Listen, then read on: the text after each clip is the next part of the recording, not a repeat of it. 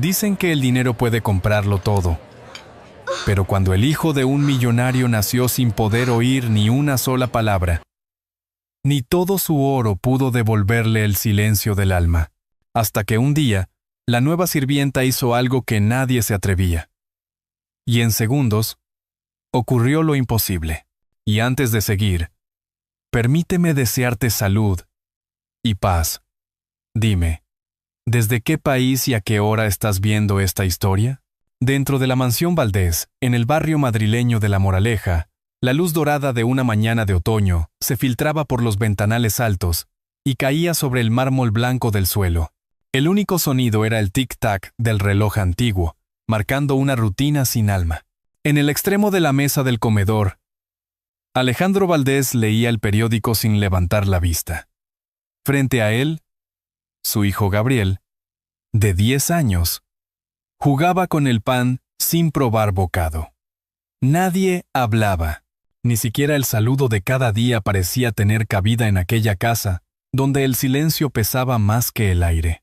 Ortega, el mayordomo de cabello gris, entró con pasos medidos. «Señor, hay una joven esperando en la entrada», dijo con respeto. Bajando la voz, Alejandro asintió sin apartar los ojos del periódico, y el hombre desapareció con la misma discreción. En el vestíbulo, Lucía Morales apretaba los dedos alrededor de un bolso gastado. Había llegado desde Toledo al amanecer, con la esperanza de conseguir trabajo y enviar dinero a su madre enferma. Cuando Ortega le hizo una seña, respiró hondo, se alisó el cabello y cruzó la puerta. La casa era imponente y fría. Cada cuadro, cada lámpara, parecía observarla en silencio. «Buenos días, señor», saludó con un hilo de voz. Alejandro levantó la mirada un segundo. Sus ojos, del color del acero, reflejaban cansancio y distancia. «Ortega le explicará sus tareas», dijo con tono seco, antes de volver al periódico. Lucía bajó la cabeza. Mientras el mayordomo la guiaba hacia las habitaciones del servicio, una mirada la siguió desde la escalera. Gabriel, con su pijama azul, la observaba sin moverse. Sus ojos, grandes y oscuros, tenían algo que Lucía reconoció de inmediato: soledad. Ella sonrió con dulzura y levantó la mano en un pequeño saludo. El niño dudó unos segundos antes de devolverle el gesto. Fue solo un movimiento leve, casi invisible. Pero en ese instante algo cambió. Un hilo invisible unió a la mujer, que buscaba una oportunidad, y al niño que nunca había oído el sonido de un «hola». Más tarde, mientras ordenaba los cubiertos de plata en la cocina, Lucía escuchó las campanas lejanas de la iglesia de San Miguel. Afuera, la tarde caía sobre los tejados de Madrid. La cocinera, una mujer robusta y callada, le sirvió un plato de sopa sin mirarla. Nadie hablaba mucho en aquella casa. Parecía una norma no escrita. Lucía comió despacio, observando las sombras que se movían en la pared. Y pensó en su madre, en Toledo, en el olor del pan recién hecho los domingos. Sentía nostalgia, pero también una extraña paz. Antes de dormir, subió las escaleras hacia el piso superior para dejar una bandeja. Al pasar frente a la habitación del niño, vio una luz encendida. Se asomó con cuidado. Gabriel estaba junto a la ventana, mirando la luna, con las manos apoyadas en el cristal. No podía oír el viento, pero parecía entenderlo. Lucía sonrió. En voz baja susurró casi para sí misma: «Ojalá alguien te escuche algún día, pequeño». Apagó el pasillo. Y mientras el silencio volvía a envolver la casa, sintió que algo dentro de ella se había movido. Aquí, alguien necesita que lo escuchen. Gabriel no podía oír las palabras. Pero cada vez que Lucía estaba cerca, algo dentro de él se agitaba. A la mañana siguiente, ella se levantó antes del amanecer. La casa aún dormía, envuelta en un silencio casi sagrado. Afuera, el jardín respiraba el rocío. Las rosas aún cerradas parecían esperar la primera luz. Lucía tomó un cubo y un trapo, decidida a comenzar bien su primer día de trabajo. Mientras limpiaba los ventanales del salón, notó un reflejo pequeño en el cristal. Del otro lado, Gabriel la observaba. Tenía en las manos un cochecito rojo y lo movía lentamente por el borde de la mesa. Lucía sonrió, levantó el trapo y lo agitó como si saludara. El niño titubeó y luego imitó el gesto. Fue apenas un instante, pero bastó para llenar la sala de una ternura silenciosa. Durante el desayuno, Ortega la llamó aparte. «Señorita Morales, recuerde mantener distancia con el niño. El señor Valdés no desea que el personal interfiera», le advirtió con una voz seca. Lucía bajó la cabeza, obediente, pero en su interior algo se reveló. No entendía cómo alguien podía vivir rodeado de tanto lujo y, al mismo tiempo, de tanta tristeza. Esa tarde, salió al jardín trasero para limpiar las jardineras. Allí encontró a Gabriel, sentado en el suelo, mirando cómo el viento movía las hojas. Se acercó despacio, con una flor entre las manos. «¿Te gusta?», preguntó, aunque sabía que él no podía escucharla. El niño la miró con curiosidad. Lucía señaló su pecho, luego el corazón, y repitió el gesto, marcando un ritmo suave. Él la imitó. Entonces, ella le tomó la mano y la colocó sobre su propio pecho. «¿Lo sientes?», susurró. Gabriel asintió, sorprendido por el golpeteo rítmico bajo su palma. Lucía sonrió. «Así suena la vida», dijo en voz baja. El niño no oyó las palabras, pero entendió el mensaje. Por primera vez, soltó una pequeña risa muda, un sonido que nadie escuchó, pero que Lucía sintió en el alma. A partir de ese día, comenzó un pequeño ritual entre ellos. Cada mañana, cuando Lucía limpiaba las ventanas, Gabriel se acercaba para verla reflejada en el vidrio. Ella trazaba figuras con el trapo húmedo: un sol, una mariposa, un corazón, y el niño respondía moviendo los labios o haciendo pequeños gestos con las manos. Fue así como, sin darse cuenta, empezaron a inventar un lenguaje propio, hecho de miradas, dibujos y sonrisas. Por las noches, Lucía guardaba en su delantal pequeñas sorpresas: un trozo de chocolate, un papel doblado con forma de pájaro, una nota con un dibujo. Al principio, Gabriel solo los observaba sin tocarlos, pero una mañana, al pasar por las escaleras, Lucía vio que el papel había sido colocado junto a sus juguetes, como si el niño quisiera decirle gracias. Días después, mientras ella pasaba el plumero por la biblioteca, escuchó pasos lentos detrás de ella. Era Ortega, con el ceño fruncido. «Se lo advertí», murmuró. «No le dé falsas esperanzas al niño. El señor no tolera esas distracciones». Lucía se giró, firme pero serena. «No es una distracción, señor Ortega. Es solo un niño que necesita afecto». El hombre la observó un momento y se marchó sin responder. Esa tarde, el cielo se cubrió de nubes. Antes de retirarse, Lucía encontró un papel sobre la barandilla de la escalera. Estaba doblado torpemente, pero al abrirlo, vio un dibujo hecho con lápiz, una mano abierta y, dentro, un corazón pequeño. Debajo, con letras torcidas, se leía: «El sonido que no oigo, pero siento». Lucía se llevó una mano al pecho. Sus ojos se llenaron de lágrimas, pero eran lágrimas suaves, de esperanza. Había logrado lo que nadie en esa casa: que un niño sordo volviera a sentir que el mundo tenía vida. Aquella noche, mientras apagaba las luces de la cocina, escuchó un leve ruido detrás de ella. Se giró y vio a Gabriel en la puerta, con el rostro pálido y las manos sobre el oído derecho. El niño la miró, con los labios temblorosos, y movió las manos para decirle algo. Lucía comprendió el gesto. Dolor. Se acercó rápidamente. «¿Te duele?», preguntó, arrodillándose frente a él. Gabriel asintió, Apretando los ojos, Lucía lo abrazó con ternura, sin saber qué hacer. Afuera, comenzó a llover con suavidad, como si el cielo también sintiera aquella angustia. Cuando el niño se fue a su habitación, Lucía quedó sola, mirando por la ventana las gotas que caían sobre el cristal.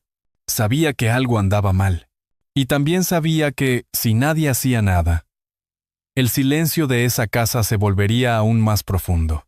Las lluvias de la noche anterior habían dejado un olor fresco en el aire. Cuando Lucía entró al salón, encontró a Gabriel sentado en el sofá, con una manta sobre los hombros y los ojos semicerrados. El niño parecía cansado. Se acercó despacio, temerosa de que Alejandro apareciera en cualquier momento.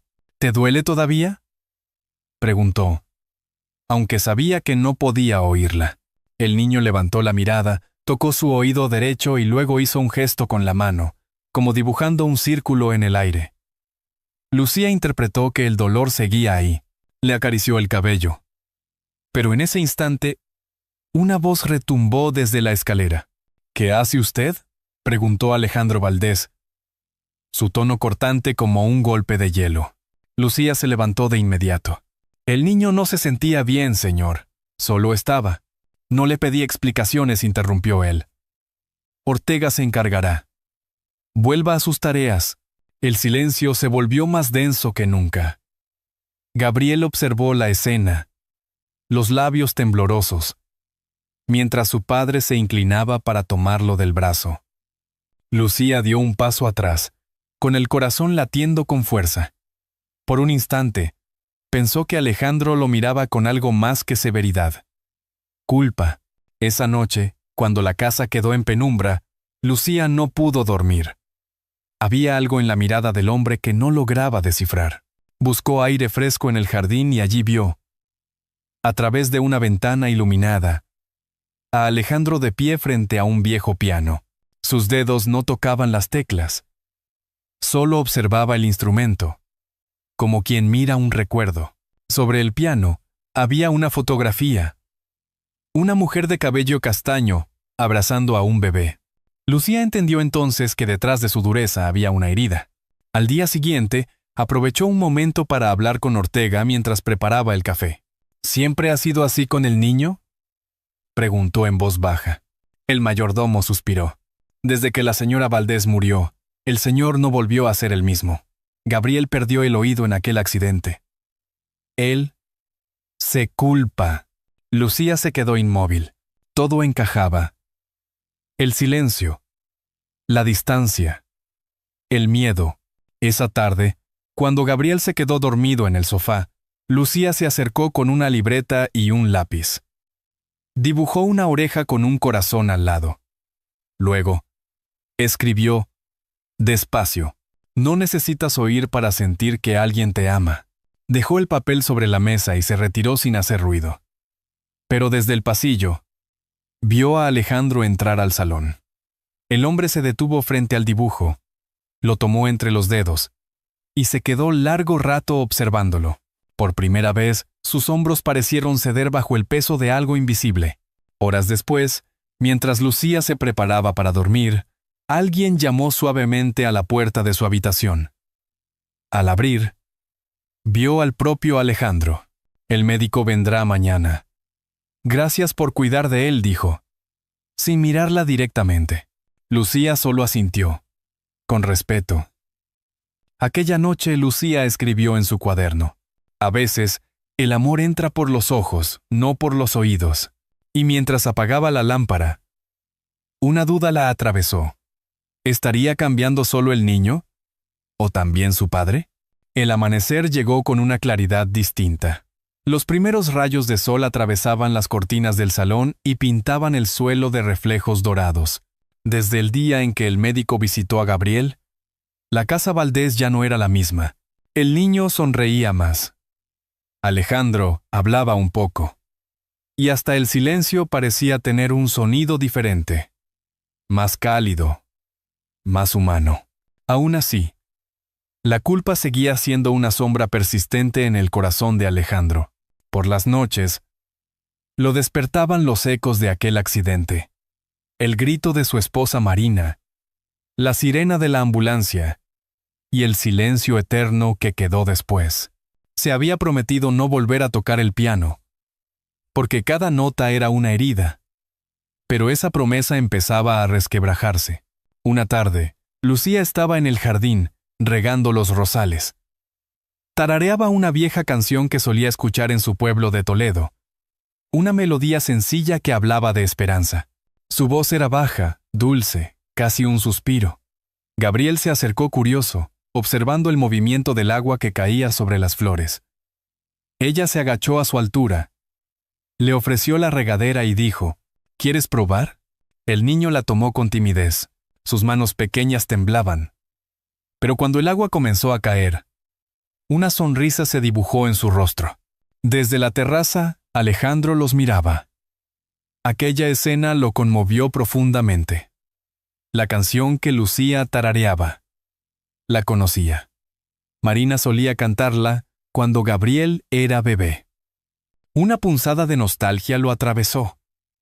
Bajó la vista, incapaz de sostener el recuerdo. Pero algo dentro de él empezó a romperse con dulzura.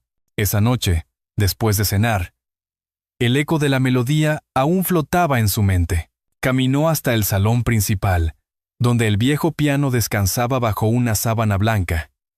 La tocó con la punta de los dedos. El polvo se elevó como un pequeño fantasma. Quitó la tela, se sentó y apoyó lentamente las manos sobre las teclas. El sonido fue torpe, débil, pero vivo. Tocó un acorde, luego otro. Sin darse cuenta, comenzó a reconstruir la melodía de Lucía, aquella que Marina había dejado grabada en su memoria. Cada nota era una lágrima, cada pausa un perdón. Desde el pasillo, Lucía se detuvo, sosteniendo una bandeja. No podía creer lo que oía. La música llenaba la casa como una plegaria. Se acercó despacio y vio a Gabriel de pie junto al piano, observando a su padre con los ojos muy abiertos. El niño no oía las notas, pero podía sentirlas. Se acercó y apoyó la mano sobre la madera, justo donde las vibraciones temblaban. Alejandro levantó la vista y lo vio. Por un momento, el miedo lo paralizó. Miedo a revivir, a sentir, a fallar de nuevo. Pero Gabriel sonrió.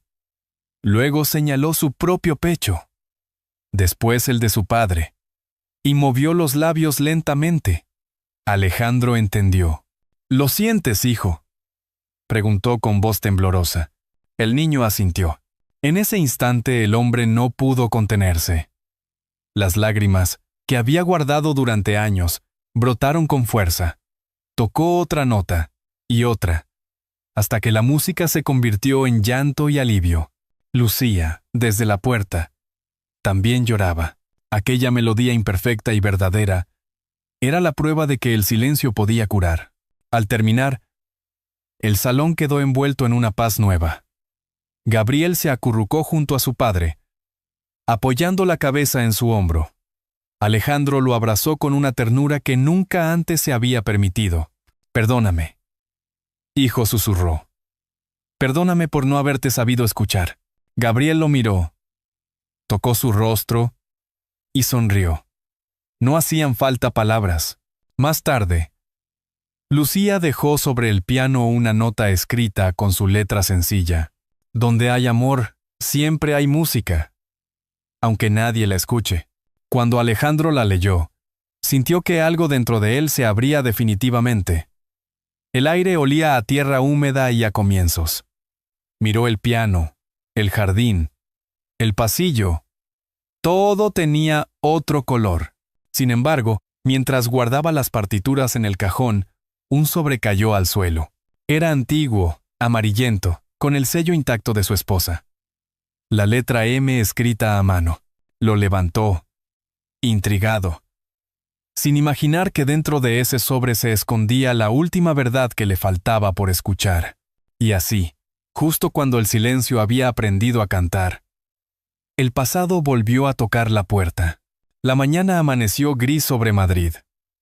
Una bruma suave cubría los jardines de la mansión Valdés, y el canto lejano de una campana parecía traer recuerdos olvidados. Lucía preparaba el desayuno cuando Ortega entró con un sobre en la mano. Su rostro, habitualmente sereno, tenía una sombra de duda. «Esto llegó esta mañana», señorita dijo, extendiéndole el sobresellado con cera antigua. «Para el señor Valdés. Pero lleva el nombre de su difunta esposa». Lucía lo miró, sorprendida. El sello tenía una inicial. «M. ¿Marina?», susurró. El mayordomo asintió con gravedad. «Debe entregárselo usted. Él confía más en sus manos que en las mías últimamente». Lucía dudó un momento, pero finalmente subió las escaleras hacia el despacho de Alejandro. Lo encontró de pie, junto a la ventana, mirando el cielo encapotado. Su semblante había cambiado desde aquel día del piano. Más humano, más cansado, pero también más vivo. «Señor, esto llegó esta mañana». Alejandro tomó el sobre. Su pulso tembló al ver la letra. Era inconfundible.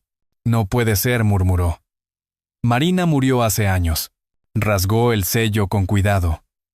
Dentro había una carta amarillenta, escrita con tinta azul.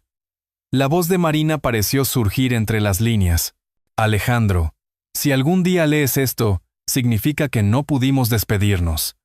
No culpes a nadie, ni a ti, ni al destino. Si Gabriel pierde el sonido del mundo, enséñale a escuchar con el alma. Y si tú pierdes el valor de vivir, busca la música donde todo calla. Allí te encontrarás a ti mismo». El papel tembló entre sus dedos. Lucía lo observaba desde el umbral, sin atreverse a interrumpir. Alejandro cerró los ojos, respiró hondo y se dejó caer en el sillón. Las lágrimas por fin corrieron libres. «Todo este tiempo, la culpa me cegó», susurró. «Y ella ya me había perdonado». Lucía dio un paso adelante. «A veces, señor, el perdón llega cuando uno está preparado para escucharlo». El hombre levantó la mirada. Por primera vez, la observó con verdadera gratitud. No como a una empleada, sino como a alguien que había traído luz a su casa. Esa tarde, Gabriel jugaba en el jardín, recogiendo hojas caídas. Alejandro salió, con la carta aún en el bolsillo. Se arrodilló junto a su hijo y le mostró el sobre. «Es de mamá», le dijo despacio, pronunciando cada palabra para que el niño leyera sus labios. Gabriel tocó el papel con delicadeza, como si temiera romperlo. Luego señaló el cielo y sonrió. Alejandro sintió un nudo en la garganta. Lo abrazó con fuerza, y por primera vez en años se permitió decir en voz alta aquello que había callado demasiado tiempo. «Te amo, hijo mío». Lucía, que los observaba desde la distancia, no pudo evitar que las lágrimas le llenaran los ojos. El sol rompió por fin la niebla, bañando el jardín con una luz tibia. Todo parecía empezar de nuevo. Más tarde, Alejandro bajó al piano, colocó la carta de Marina sobre la tapa y empezó a tocar una melodía nueva, improvisada, pero llena de sentido. Lucía entró en silencio, con una taza de té. Él levantó la vista. «Gracias por quedarse», dijo suavemente. «Esta casa estaba muerta antes de usted». «No, señor», respondió ella con una sonrisa tranquila. Solo estaba esperando volver a escuchar. Gabriel, sentado en el suelo, movía los dedos sobre el aire siguiendo el ritmo invisible. Era como si, de algún modo, oyera la música. Cuando la última nota se apagó, Alejandro guardó la carta en el cajón del piano, junto a una foto de Marina y Gabriel de bebé. «Ella siempre supo lo que necesitábamos», dijo con voz baja. Lucía asintió. «El amor nunca muere, señor. Solo cambia de forma». El viento entró por la ventana, moviendo las cortinas como si alguien invisible pasara a decir adiós. Y en ese instante, los tres comprendieron que el silencio ya no era una carga, sino una melodía que los unía. Pero aún quedaba un paso más. Alejandro había recuperado el corazón de su hijo, pero no el suyo propio del todo. Y el destino, como siempre, tenía preparada una última prueba. El invierno se acercaba, y con él, una calma extraña cubría la mansión Valdés. Las luces navideñas ya empezaban a brillar en las calles de Madrid, pero dentro de aquella casa, la verdadera celebración estaba ocurriendo de otro modo. Silenciosa, íntima, entre tres almas que habían aprendido a escuchar sin palabras. Una mañana, Lucía preparaba galletas con Gabriel en la cocina. El niño había mejorado notablemente. Sus gestos eran más expresivos y sus ojos brillaban con una alegría nueva. Con harina en las mejillas, le mostró un dibujo. Era un retrato. Ella, él y Alejandro, de pie junto al piano. En el centro, había un pequeño corazón rojo. ¿Es nuestra familia?, preguntó ella, con la voz temblorosa. Gabriel asintió, riendo en silencio. Alejandro apareció en el marco de la puerta, observándolos. No dijo nada. Solo se acercó, puso una mano sobre el hombro de Lucía y otra sobre la cabeza de su hijo. Aquella imagen tan sencilla contenía todo lo que había perdido y todo lo que había recuperado. Pero la paz no llegó sin una última herida. Esa tarde, Ortega entró con un sobre de la empresa. La junta directiva exigía su regreso inmediato. El negocio familiar, abandonado durante meses, estaba al borde del colapso. Señor Valdés, dijo el mayordomo con tono serio. Madrid no esperará. Alejandro guardó silencio. Sabía que debía irse, pero temía volver a ser el hombre que había sido: frío, ausente, prisionero del trabajo. Esa noche, mientras la casa dormía, bajó al salón y se sentó frente al piano. La carta de Marina aún estaba allí. La leyó una vez más, con las manos temblorosas. Si algún día sientes que pierdes el rumbo, escucha el sonido de volver a vivir. Lucía lo encontró así, con la mirada perdida y el alma abierta. ¿Se irá?, preguntó, con suavidad. Alejandro levantó la vista. Tengo que hacerlo. Pero esta vez, no quiero ir solo. Ella parpadeó, confundida. ¿Qué dice, señor? Quiero que vengan conmigo. Tú y Gabriel. Lucía se quedó sin palabras. Yo no pertenezco a su mundo. Él negó con la cabeza. Mi mundo era el silencio, Lucía. El tuyo lo llenó de vida. Por un instante, el tiempo pareció detenerse. Luego, desde el piso superior, un ruido suave. El piano, sonando débilmente. Subieron corriendo. Gabriel estaba allí, sentado en el banquillo, presionando una tecla tras otra. No salía sonido alguno, pero él sonreía, moviendo los labios como si cantara. Alejandro cayó de rodillas frente a él. ¿Qué haces, hijo? El niño escribió en un cuaderno. Estoy escuchando. Por dentro, el padre lo abrazó con fuerza, llorando en silencio. Lucía se unió a ellos.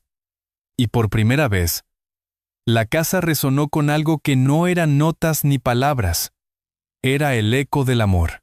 Los días siguientes fueron distintos.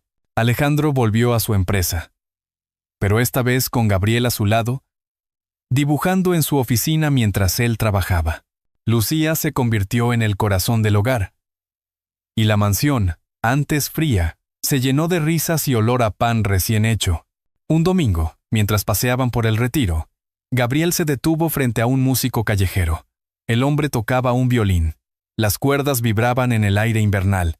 Alejandro observó a su hijo. El niño cerró los ojos, extendió una mano y sonrió. Lucía lo miró con ternura. ¿Lo sientes?, preguntó. Gabriel asintió. Sí. El sonido de volver a vivir. Alejandro la tomó de la mano, sin decir nada. Caminaban los tres, envueltos en la luz del atardecer madrileño, mientras el violín seguía tocando una melodía que no necesitaba palabras. A lo lejos, en la mente de Alejandro, la voz de Marina se desvanecía como una caricia. Ahora sí, ya has vuelto a casa. Y en aquel instante, entre la música, el viento y las risas de su hijo. Comprendió que la vida, aunque a veces se apague, siempre encuentra la forma de volver a sonar. El sonido del violín en el Parque del Retiro se fue desvaneciendo, pero en el corazón de quienes escucharon aquella historia, la de un padre que aprendió a oír de nuevo a través del silencio de su hijo, quedó una melodía imposible de olvidar. A veces la vida nos obliga a detenernos, a cerrar los oídos del cuerpo para abrirlos del alma. Alejandro, Gabriel y Lucía descubrieron que no hacen falta palabras para volver a empezar, solo valor para mirar atrás y ternura para seguir adelante. ¿Y tú, que has llegado hasta aquí? Dime, ¿te ha conmovido esta historia? Si es así, escribe un 1 en los comentarios. Si crees que podríamos mejorarla, déjanos un 0 y cuéntanos qué parte te tocó más. En este relato, cada nota, cada gesto y cada silencio nos recuerdan que el amor verdadero no necesita ruido para existir. A veces, el perdón llega en forma de caricia, de sonrisa o de una simple mirada que nos dice: ya basta de culpas. Vive, porque el tiempo puede desgastar muchas cosas, pero nunca borra la huella de quienes supieron amar. Al final, la familia no siempre es la que tenemos, sino la que somos capaces de construir. Y cuando dejamos que el corazón guíe nuestros pasos, siempre hay esperanza. Incluso en los lugares donde reinó el silencio. Tal vez esta historia te haga pensar en alguien a quien hace tiempo no escuchas, en una palabra que quedó sin decir, o en un abrazo que nunca diste. Tómate un momento para recordarlo. La vida, como la música, se compone de pausas. Y a veces en esas pausas se esconde la belleza más pura. Si esta historia ha tocado tu alma, compártela con alguien que necesite volver a creer en el poder de la bondad.